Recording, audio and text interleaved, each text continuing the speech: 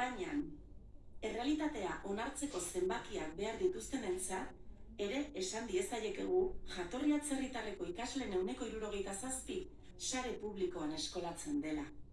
Eta beken kopurua ere bikoitza dela sare publikoan.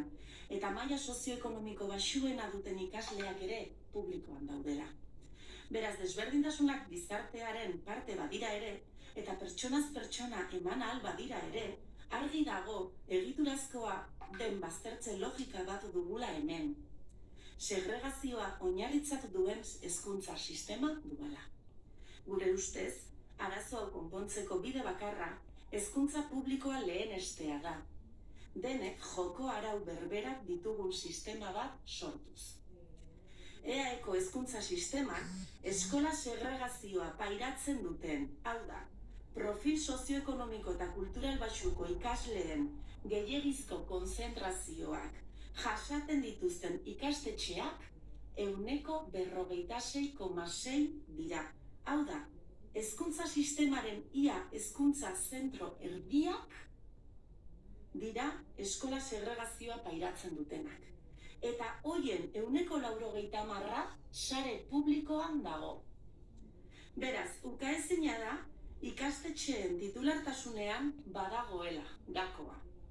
Esan bezala, errealitateari uko egin nahi dionarentzat ere badauzkagu datuak.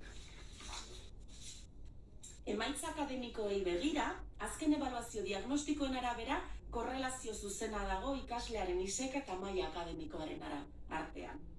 Harrigarria bada ere, ikastetxe pribatuak ere ez ditu espero zitezkeen bikaintasunerako emaitza horiek ematen. Esate baterako euskarari dagokionez, emaitzak 10% baxuagoak baitira pribatuan publikoan baino. Gainera, eskolaz eskolako inputek kontsumitzen ditugun produktu kulturalek eta pantailek ere eragin handia dute gai honekiko. Eta hori horrela izanik, ikastetxeko D ereduak bere horretan ez du lortzen ikasleak euskalduntzea. Argi dago euskararen gaia konplexua dela, eta guretzat erdigunekoa izan behar duela. Gure helburua euskararen biziraupena eta hedapena bada, ez gaitezen inozoak izan. Honi konponbide orokor bat eta era berean tokian tokikoak topatu beharko zaizkio. Adituen eta hezkuntza eragileen arteko lan zehatza eginez, baina era berean eta hein batean teknikoa izan behar duen lana ere bada. Osotasunean gai honi eutsiko dioten neurriak behar ditugu, baina bueltatu gaitezen ikasleen banaketa desorekatuen arrazoietara. Hezkuntza sailari dagokio hezkuntza sistemaren planifikazioa. Eta horretarako, hainbat dekretu, agintu, ebazten ditu urtero, baina tamalez administrazioak ez du interes publikoa, interes pribatuaren eta partikularren gainetik jartzen. Eta argi eta garbi ikusi dugu azken urteetako hezkuntza politika neoliberala, hezkuntza sare pribatua bermatzera doala. Eta joan dela. Eta duela, eta ez duela bere eskumen zuzenekoa den eta lehentasunezkoa izan beharko lukeen sare publikoaren alde egin modu irmoan. Horren ondorioz, ikastetxeen arteko lehia etengabea da ikasleak bereganatzeko, erakartzeko. Hezkuntza saila ez da arbitro neutrala. Batetik, onarpena modu orekatuan gauzatzeko araudiak argitaratzen baititu. Baina gero ezikusiarena egiten du. Dekretu horiek errespetatzen ez direnean. 4 hamarkada baino gehiago darama hezkuntza sailak hezkuntza ituna arautzen duen dekretua urratzen. Irizpideak betetzen ez dituzten ikastetxe pribatuak itunduz. Zeintzuetan, isek baxuko ikaslerik ez dagoen, edo doakotasuna, laikotasuna eta ikasleen euskalduntze prozesua ez den bermatzen. Zurik eta ariketa paregabea. Esan bezala ez zaizkigu legeak falta, hauek betearazteko borondatea baizik. Adibidez, aipatu ditzakegu, kuoten kobratzea edo planifikazioz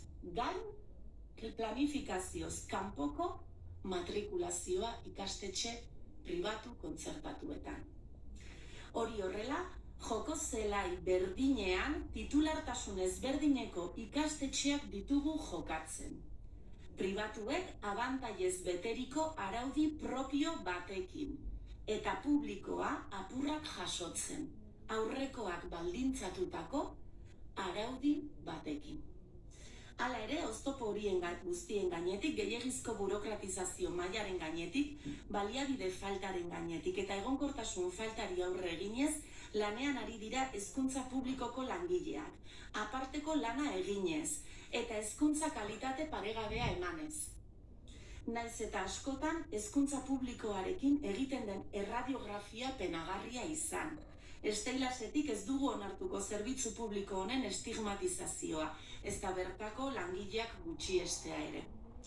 Aldi berean, zalantzarik ez dugu lege honek langileen lan baldintzen hobekuntza bati lotuta egon beharko dela.